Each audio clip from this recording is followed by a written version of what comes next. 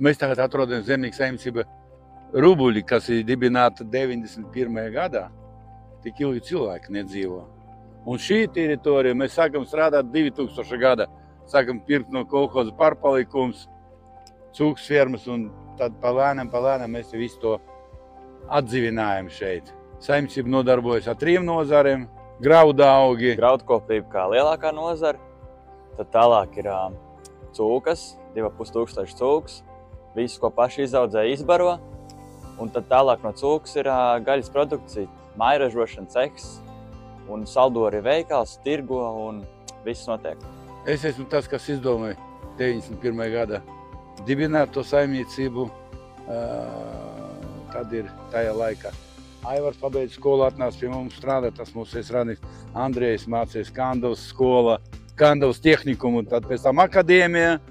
Un tad mēs tagad visi 3 strādājam. Nu, šis ir 3. paudze, kas ir šodien mācās atkal Kandavas lauksaimniecības mehanizācija. Priekš viņam gaida vēl akadēmija, agronomos.